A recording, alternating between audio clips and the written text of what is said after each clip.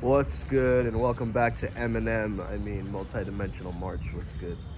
My name is Sumit Chatterjee, Flow State Catalyst and Specialist. Oh, thank you, Mr. Bird. Thanks for becoming a cameo in this. So basically, what we're talking about today is the Riz, okay, charisma. To have that Riz, you've got to understand a couple of things. One, to tap into the state of flow, you can't be consciously worried about what you're doing, okay? Your self-consciousness has to shut down and shut off. So if you're like, oh man, I wonder if I should do it like this, or what are people thinking of me? You're still in your mind chatter, okay? Your mind needs to get into a silence, and you need to start focusing more so on the value that you have to offer, rather than what you're looking for, or trying to prove, or trying to validate, or trying to impress. So you gotta focus on expression, on impression, okay? A lot of people try to go into this trying to impress somebody else. I'll do whatever you like. Oh, what about you? Oh, anything that makes you feel authentic, that's fine. That's not necessarily charisma. Charisma is moving with the rhythms of the internal world and having yourself express that into the real world, okay? That emotional flow and that ability to think certain thoughts, okay? So instead of self-interested thoughts, you're thinking of value-giving thoughts, okay? You're thinking of how much power, warmth, friendliness, presence that you can create. You know what I mean? You're creating this authenticity, but also this autonomy with this sense of, oh, I'm being relevant, I'm making sure that my ideas are being understood, right? And I'm not being self-concerned, I'm being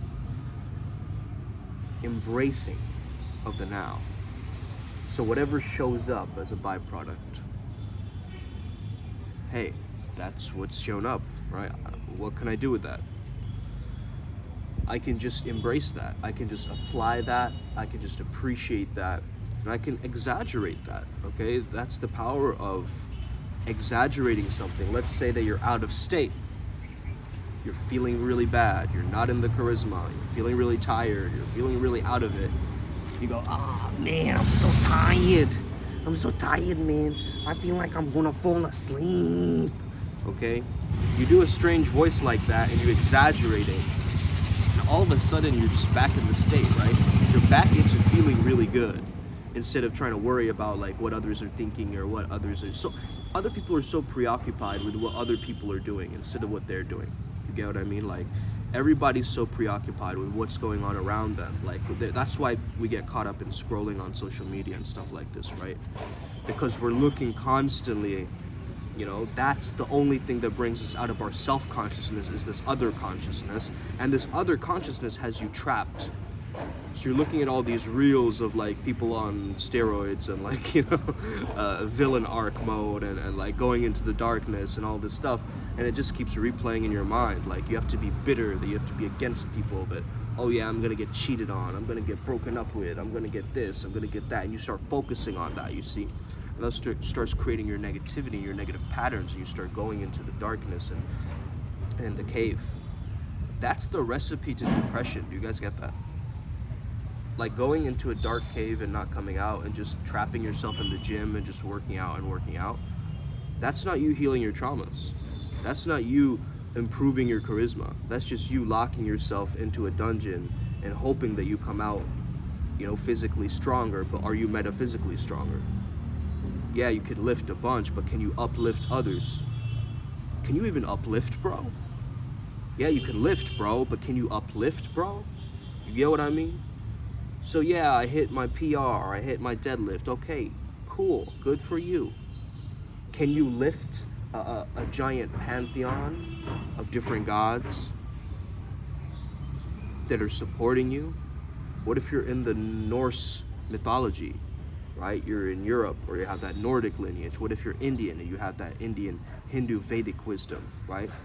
What if you are from Africa and you have connection to the Yoruba tradition or Vudan, right? These things, they are not just there as a coincidence in your life.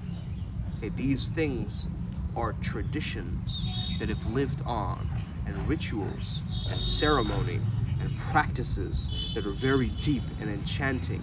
We use, as a magician, you got to understand that mind control and charisma is very similar to each other. And the reason why is you'll notice in the language itself, we use a lot of terminology for charismatic, spellbinding, right? Charming. Oh, that person is so enchanting. Oh yeah, that person is so bewitching. Okay, we use these words all the time to describe these states of mind. And so you've got to start to understand this telepathy or this mind control that you seek. Really what it is that eminence or that glow or that aura from your persona, right? This avatar that you're playing is going through this emotional improvement, not emotional damage, but emotional improvement, okay? It's going through this refinement process where you're going, oh, holy smokes, I actually feel good for once, you know? And that comes from you having a sense of not too much assertiveness, like you're trying to push something and force something to move it forward, but a little bit of that assertiveness to guide it in the right direction, to have enough momentum where the energy actually picks up, and then you start to stack it onto the next thing. You see, like these ants that I see on the floor right now, they're not too worried about, you know, the past or the future. They're just in the now. They're just looking in front of them, and they're probably noticing my giant foot, and they see it as this strange, scary anomaly, right, or something like that. I don't even know what they're experiencing because I'm not in that perception. I'm not in that state. But as a human being, you have a power to control your perception and your state. See what I mean? And so you can actually control that and make yourself more phenomenal than you actually are. So if someone asks you, like, what do you do for work? You don't just have to answer the predictable pattern of what you do for work, you see? Like, let's say you're an IT guy, right? You work in information tech. Say, I've always been fascinated as a child of just like breaking things down and building them back up and figuring out how things work. That's fascinated me, you know? And it's so powerful when I can see something that I can use and make my life better in some sense, or make somebody else's life better. I remember I used to fix the microwave at home, and I used to fix the refrigerator for my family. And that's why I chose engineering. That's why I chose, you know, information tech. Because I started to notice the love that I had for this technology, and I could speak to it. I could actually, whoa, that's interesting, bro. You just went into a story about your passion, and you're almost like an origin story, right? And I'm not now thinking about you differently, bro. I'm thinking about you like a movie. I'm actually imagining you as a little kid, like, you know, fixing a broken microwave with like a screwdriver or something, you know? Like I'm taking myself on this toll, on this trip, on this excavation, on this exploration of this imaginative right. A lot of people are using their imagination wrong. You've got to use your imagination in the right way, okay? And that doesn't mean just stay up in the mind and just think about it. It means doing the things that propel you into that charismatic feeling. You see what I'm saying? A lot of the times we don't put ourselves into charismatic situations. A charismatic situation would be you get invited to an event and then you go and show up and you crush it and you have fun. That would be the propeller of that charisma, right? Because that charisma is just sitting back and, you know, sure, like without this video, how would you get a taste of like what I'm doing or who I am or, you know, my character in any sense? You get what I mean? Like, it wouldn't make sense for me to just make a video like this and then you guys are more so sensing my vibe, right? My energy, not the words or what's coming across, but there's like this hidden thing, and it's based on what I'm feeling. I'm in this feeling of wonder and awe, and that's what's being transmitted, and that's what you're picking up, that frequency of flow state where you can just trust in that invisible world to let go and be yourself and be completely free and open. Okay? And it's okay to freeze up. You see, when I freeze up, when I go through these negative spaces or these moments, which I do, you know, I get angry, I get sad, I get all these things, these emotions, but I'm a pleasure alchemist. By the way, check out on IMC TV, it's a YouTube channel, just type in IMC TV and type in pleasure alchemy, okay, into YouTube. We did a talk yesterday night myself and Ryan G for Primal Sutra, we did a talk, and then TXL was there, and you know, Melissa was there, and Claudia was there, and it was a good talk, man. And Miracle J said some things, so it was a very interesting talk, man. And I think that it would be very profound of a listen for you if you just go back and listen to that, because we dropped some gems, okay, some gemstones for you to utilize and optimize there. Now, I also want you to recognize something, okay? To get that Riz, you don't necessarily have to be telepathic to know what everybody is thinking, okay? But you gotta know the general understanding or feeling behind their thoughts, right? Like, the thoughts are being created from an emotion, and the emotions are being created by the actions that they're taking. The actions are being created by the thoughts that they're having, and it just keeps going in a loop. This is the cognitive behavior cycle loop, or, you know, in a sense, it's also kind of this understanding of stoicism, right? You can control certain things and you can't control other things. And once you recognize that, okay, I have this stoic principle in my mind, which is kind of like a yang version of Buddhism, right? Or like this maybe more badass version of CBT. And now I'm living through this process, right? I've given a lot of my clients this book. It's called The Art of Living by Epictetus. It's one of our prime readings at IMC Nation, and we had to read it when we were going through this whole, you know, warrior monk process and beast process, beast phase 1, beast phase 2, right? We're going through all of this, and we started to understand that, yo, we actually need to study these Stoics, right? Like Marcus Aurelius or Epictetus or Seneca. These names you got to know and understand, because their words, they change your frequency. They put your mode into something. They make you more mentally tough, or they're doing something to you, which starts to slowly shift the dial internally, right? You shift your internal dial, and that's all you're doing, basically. That's the practice of charisma, is you're just shifting that internal dial. And you know when it's too much and too intense, and you know when it's too soft and it can't be heard, you see? So you gotta ride it out in the right amount, in the right way. You can't suddenly go past it like, you know, it's like a speeding bullet. You don't have to be faster than a speeding bullet with your charisma. And you don't have to be as slow as a tortoise in slow motion in a bit rate that's super slow, okay? You don't have to be that either. You gotta fine tune that. So sometimes you're the turtle, sometimes you're a speeding bullet, and then there's the in-between, the spectrum of both, right? Sometimes you're rising with your energy, sometimes your energy is dropping after you do something. So you gotta notice how to use that energy and express it out into the physical world so that it's being understood by others. You see, being facilitated, being really welcomed as an idea or a concept. Like, let's say I went to a bunch of goths and I started preaching about, you know, like positivity and positive psychology and being better and being, you know, more, and showing them the scientific studies. Yo, they're not going to resonate with that content. I have to start in their world. You get what I mean? So if they are in, let's say this Sith, dark Slytherin world where everything is just darkness, I have to first enter their domain. And so I need the key which unlocks their world. So that doesn't mean you become like a pretender and then you're pretending to be goth to fit in with the goth. But think of yourself like an ethnographer, right? Like you're visiting a different culture. Like my grandfather used to be a geneticist, right? He used to visit all of these different tribes and things like that. He used to observe the way that people used to do things and their certain customs. And you know, that's how you learn. You learn by observing. Right, as an ethnographer, you learn by looking at the culture, observing them, talking to them, discovering new things, living with them as the tribe itself, like you would live with these tribes, right? You actually go through this process. Now, if you understand the power of like my lineage and my grandparents and so forth, you notice they have very, very selective skills, all top of the food chain, you know, Brahmins, you know, all kind of doing their own thing in the academic world, and understanding, you know, how they're bringing this edge or this refinement to their own craft, right? And so, and also he kind of met with this guy, Mr. Penrose, right? Mr. Robert Penrose, I believe was his name. And he met with him actually, right? Was it Robert Penrose or was it, maybe it's Roger Penrose, right? I'm thinking the mathematician. So I actually met with him. He got a prize, and from him and so forth. This is as far as I remember, right? As my memory recalls.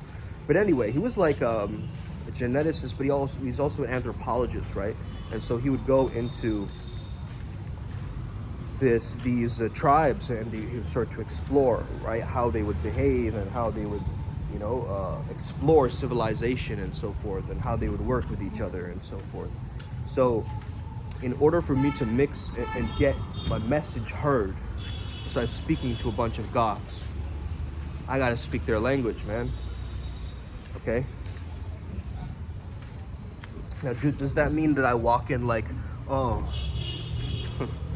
thus the raven nevermore, the moon was blood red, and I never understood my life. And as soon as no, because that's fake, and I'm trying to fit in, you see? So what do I gotta do is I've got to find that Gothic edge part of me, that little fragmentation inside of me that feels like in a parallel universe I could have made one different decision and I could have become more Gothic in my waking life. You get what I mean? Like maybe I went through a breakup so bad that it put me into this Gothic trance, right? I just felt like I couldn't fit in. I was just a misfit wherever I went. And now I'm really feeling that because I have felt like a misfit before. I know how to resonate with that. I know how to speak that language. And so now I'm connecting using that misfit edge or that angle. And it's kind of like a method acting thing, right? Like using charisma. It's kind of being like, oh, yeah, wait a second, that could actually work in this case, in this particular example. Because sure, we're not gonna mix with all the audience, but we're going to get that key that unlocks that first initial rapport connection, right? That opens the door to some kind of a deeper, more meaningful conversation than, oh, hey, how's it going? How's the weather? Oh, that's a nice day out there, right? In this interview mode style of questioning, instead, you're working with these unpredictable patterns, and you're working on your intuitive mode and letting go and trusting in what that intuition can actually give you. And you do this by loving your subconscious mind, not being scared of it and not shaming it and not saying, oh, it's the monkey mind, oh, it's this. Yeah, my mind is horrible. I can't remember a thing. I always procrastinate. And you're actually creating that reality. You're actually stacking and creating that reality because it doesn't make sense for you to do otherwise. It's unfamiliar for you to be a non-procrastinator. You see what I'm saying? Have you ever experienced not procrastinating? I want you to double down and feel that and that emotion, not the opposite, because that's what the law of attraction does, right? That's what manifestation does. Like you start focusing on it and it's building, it's actually like attaching onto this concept. It's like a piece of Play-Doh that gets, again, stacked onto that concept. So you might have this whole thing around, some topic, where that topic comes up and you feel frazzled, you get triggered by it. Maybe it's money and it's associated with this idea of masculinity, that men have to be these ATMs that must provide all the time and always, bring money to the table in order for you to at least be well liked or have a relationship of some sort. And now you've associated love with money. So the next time you get paid, you think you're getting laid. But that's a weird transactional dynamic that you're creating, because love is everything and all that there is. It's also unity, and it's also what connects others, And so someone else might just be at a different frequency than you, right? Let's say someone is very horny, turned on, they're in love with you, but you're like, oh, what do you want? And let's say a sexy woman walks up to you, she's like, what do you want, baby? I'll do whatever you want. And you're scared to actually command her and tell her, you know what, come over here. This is what I want you to do, right? You're scared of that kind of language. That ability for you to actually speak about your needs and your desires and your core dreams and your sensations and your fantasies and all these hidden things in your mind, right? You're scared to actually admit that and express that into the physical world. But what if you could? What if you had the confidence and the balls to back it up and be like, yo, this is what it is, right? But in that moment, you feel scared. So you go with the people-pleasing, like, way out, in a sense. You go, oh, well, what do you want to do, babe? I'll do whatever you want. Oh, yeah. I mean, you do as you please. If you want to please me, then by all means, if you don't want to please me, that's fine as well. I'm fine with whatever. If we order pizza, or we order, Kung Pao chicken today, or we order sushi today, or we order, everything is fine by me. Okay, everything is fine. And then you have the opposite mode where someone is very too opinionated by everything. It's like, ew, gross, oh, whoa, oh, I won't have that. And they're like overreacting and complaining about everything. That's not very nice to be around either, right? When someone's nagging and complaining about everything, like, you can't get a word in edgewise, you know what I mean? Like that kind of a person, where they're just like, oh man, this is not working, whoa, what's going on here, right? And then you get this kind of energy, which seems like it's almost, again, it could be very expressive and they're trying to say something else, but we've been so stigmatized to look at like, oh yeah, that must mean it's dramatic and it's drama and I must stay away from drama and all this kind of culture or tropes around that, right? Like someone who's genuinely expressing themselves, it might just be that your tone is off. You get what I mean? Like your tone is squeaky and seeking rapport and annoying. Whereas if you just change the tone around and perhaps you just feel yourself more, you love yourself more, you slow it down, you embrace the energy that comes from within you, and you express it in a clear, direct way. Not in a confusing way, not in a hurried way because you're lacking time and you have to get there by 5:30. But in a way where you can actually observe yourself going through the patterns, almost like you're watching a robot complete these actions and you become the observer, watching this robot doing the thing. And you almost lose yourself from the equation, where you take yourself out of it, but then you put yourself into it.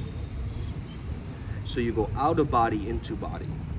Okay, and this state is very equivalent to the flow, where you understand it's not complete dissociation, where you're tapping out completely, right? And it's almost like in channeling, you're not possessing someone and having them possess you forever, right? Or a deity or something, right? You're just simply opening the channel for them to explore and speak through you. So you're getting an understanding of their frequency or energy, and you're almost being a translator of these hidden realms, okay, as you're channeling. So I'm a channeler myself, if you're unfamiliar. I've trained the skill for at least a year now, or 2 years, and doing it consistently. Sometimes we would do it daily, okay, and it would be very draining, but we would just go through this process because those experiments finally helped me to connect the dots and make this, whole thing come full circle. And a lot of times we don't allow ourselves to get and embrace that wholeness. You see, we think we want the fancy sports car, or that we want to travel to Malibu, or we want to go on a jet or a yacht. Like, we think we want all these things, and those are fascinating and epic things for sure. But to me, like in my character of my life, that kind of stuff, that extra like 5D cool stuff, non-5D, I mean 3D cool stuff, right?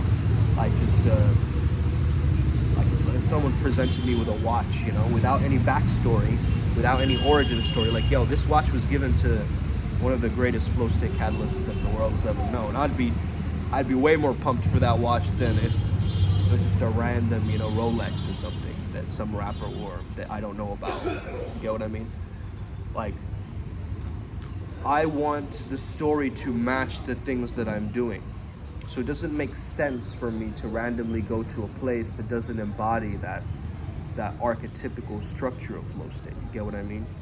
Like that whole process of letting go and welcoming in and improvising and being spontaneous and being childlike and being playful and being open and being compassionate, but at the same time having this grit and this ferocity and this kind of resilience that moves you forward, this kind of balance of the determinism of the yang, and understanding that, let me speak very quickly around this idea of sexuality, because a lot of the times we get like words like the patriarchy coming up, and I noticed that there's a split between this idea of radical feminism and what feminism is meant to represent, and I feel that there's a huge split there. A lot of people really hate feminism like it's some kind of a disease, and I get that, and I also get the other side of women who hate the MGTOW and all the red pill stuff too. I get that. I get the two extremes in both sides of that, and we got to understand that quality does not mean sameness, right? It's like men and women are inherently different. Not saying that they're not equal in any regard. And also that's context dependent, right? Equal in terms of what, and same based on, yes, we got to respect each other as two beautiful souls, but we also have different capabilities, a different language that we speak, right? And we have different skill sets, and women can go with this flow of nature and this kind of wild, radiant essence of like this untamable spirit that just keeps floating across space and time, this beauty of the feminine radiance, right? Like you can't capture that beauty and then capture it in a box. You can't put a butterfly in a jar and like trap it and possess it. Now there's another thing of like being in a relationship and having ownership and saying that this is my woman. Like that's a different thing, right? That is you claiming some form of a connection, but also there's the hidden contract, right? That needs to be first of all seen and signed and respected and communicating with each other, right? In this kind of sense. And then there's the masculine energy of adding that structure and being able to, persevere and move forward and have that determinism. And it's also this penetrative understanding, this penetrative gaze, right? Now understand that penetration is a bad word in a sense, right? And it's associated with the patriarchy or whatever, right?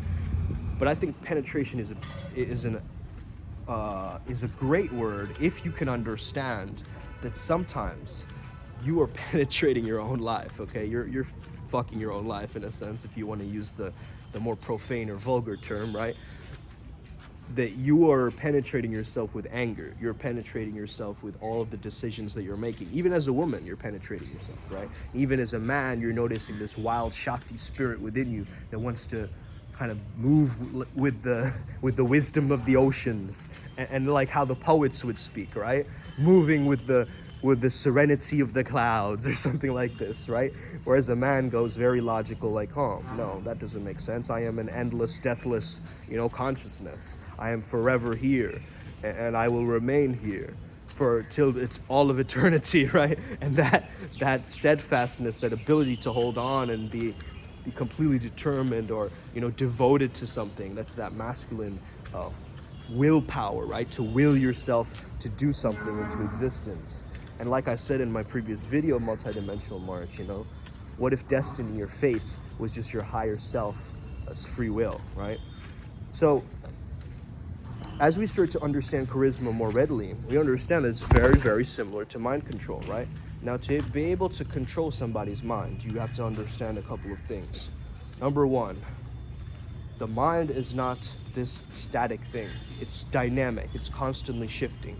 So you can't really read somebody's mind. Maybe you can read one specific thought in that moment, or you get some kind of an inkling or download or some kind of a general essence around it, right? And this is why, a lot of the times, very intuitive people, they can only get a sense of what's going on. They can't get the general idea or the specificity around it, but they can get certain clues. It's like you're almost a cosmic detective in a sense. And I think women are the greatest at this, more than men, like this intuition thing, right? They're like the cosmic detectives of this world, pulling together all of these ancient wisdoms, the medicine woman, archetype coming through and just being able to heal. Because healing is actually a feminine energy, as I've begun to understand as a healer, right? And so to be able to embrace, like for instance, let's say in that example of like this woman's like really turned on and she's like on top of you and she wants you, and you just kind of stroke her arm and you embrace and you let go, you surrender to that beauty, and then you start gaining more admission.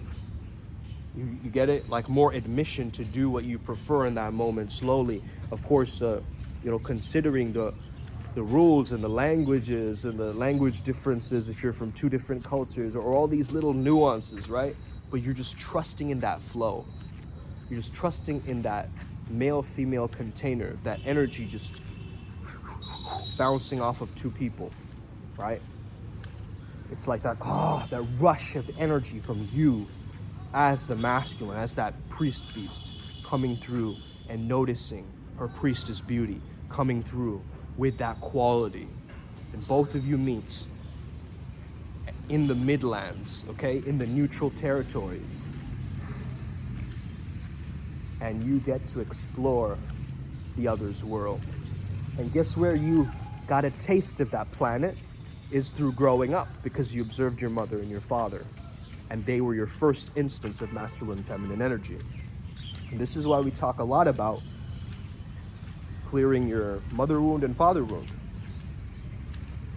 As a man, if you're not close to your dad, if you've been neglected by your father, if you've been, let's say your father is not that masculine or whatever it is, right? You might have certain ideas around that, and that's how men should be. So maybe you're amazing around girls, but you're not cool around your bros. You get it? You're not cool around your guy friends. And there seems to be some level of disconnect from other men.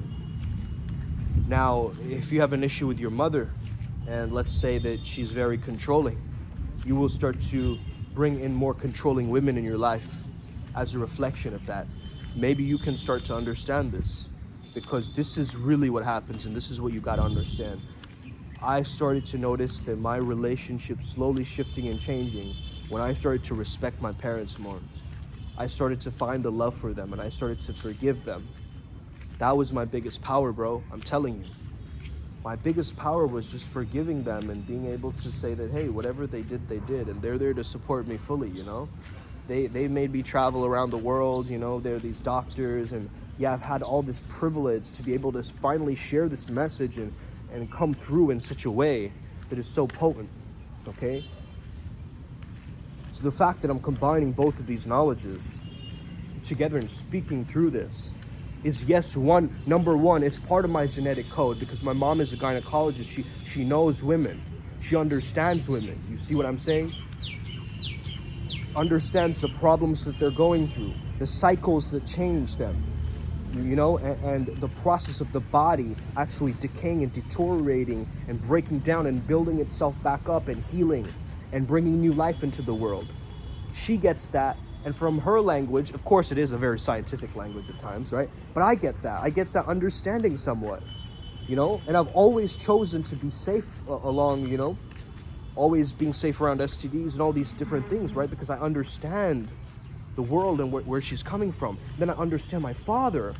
When I see him going through his rituals and doing these prayers in his room and really studying to the level or the point where he's really delving into it. I know I say that I don't like the word studying, but in this case, it just kind of slipped out. But I want to be conscious of that too. I know that, I'd rather say working or revising because it has the word dying in it. But I've noticed him just locking himself in his man cave and doing that thing and moving forward, and also giving lectures and speeches to his students. He's almost treated and venerated like a guru, right? And because he teaches Buddhism and he teaches meditation and Vajrayana Buddhism, right? And so seeing my parents do this, and of course they had their little, flaws and things like that, and always, getting along with each other in terms of the relationship and so forth. But we've all seen that, We've all seen our parents fighting or bickering over something or doing all of these things. It's just a part of the norm. But start to understand that relationships aren't easy, man. Especially if you've been together for a really long time and you start to build on top of that relationship, but you haven't gained that kind of rapport, intimacy, connection. But one thing that I remember, bro, the AZD reminded me of this, and I think I'm reminding you guys again how important friendship is to intimacy. A lot of us say, oh yeah, that's the friend zone. Yeah, I didn't really get that back then because I had no sexual, that polarity, right? I want to fuck you, girl. Yeah, I didn't have that before, right? As a kid, as a teenager, I was completely ashamed of that. I thought it was a bad thing. I needed to stay away from it. And then I have all this repressed emotion later on in my years coming out and being wait a minute, I'm a sexual being, bro. What am I doing? Holding all of this in. This makes no sense. No goddamn sense, okay? So what I did is I made that choice. And you can make that choice too. But it takes a moment for you to understand that, hey, my energy, my polarity, my sexual energy can be translated and felt by others in my environment. That is charisma. When people are feeling my charisma, they're feeling my sexual energy.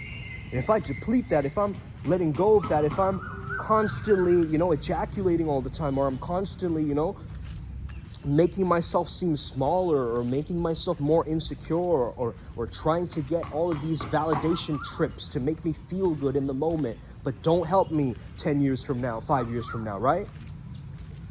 That's not charismatic, bro. I'm looking at charisma like it's a maintenance, like a lifestyle, bro. And you gotta be just you free, like open. You know what I mean? Like, you gotta get to that point where you're just like, yo, I'm just me, bro. I'm a badass. I don't even care what you say, okay? I'm gonna find my tribe because I know they're out there somewhere, okay? And we're just these puzzle pieces that feel like they don't fit in anywhere. But that's the thing. We were meant to create our own puzzles. You see what I mean? So you don't need to be afraid, my friends. I've been a hermit my entire life, and if you feel lonely right now, let me remind you, you're not lonely. All these deities, all these entities and beings are protecting you. Mother Earth, Mother Gaia, Om Shanti is protecting you, okay? And you can't keep shaming your gifts and your skills and saying, oh, this is too woo-woo, or this is too much, or I can't do that, or yeah, I know, but my mom will not agree with that. Yeah, I'm sorry, but maybe I'm not good enough for this thing, or I'll never be able to move to that place, or I can't. But you need that belief, bro. That belief in yourself, and the belief over your thoughts, the empowering ones, right? The ones that activate you with Shakti and Shiva, the ones that start to create this divine union within you, okay? Not everybody is gonna be aligned to the right time, but you can be aligned to the right rhythm, the right flow, the right charisma. Next month, we're calling this Aligned Alien April, okay? We have multidimensional March, we got Aligned Alien April, and starting off with April Fool's Day, man. Let's go. First of all, we got to finish up this beast camp. Then we got to do a bunch of different things, man. We're going to invite over an actual magus, a mage, next time on our podcast, our Savage Shamans seminars. And it's all going upwards. Let's get it. Upward Spiral Gang, may we never be the same again. Oh, just take care of yourselves, Jedis. You got this, we got this.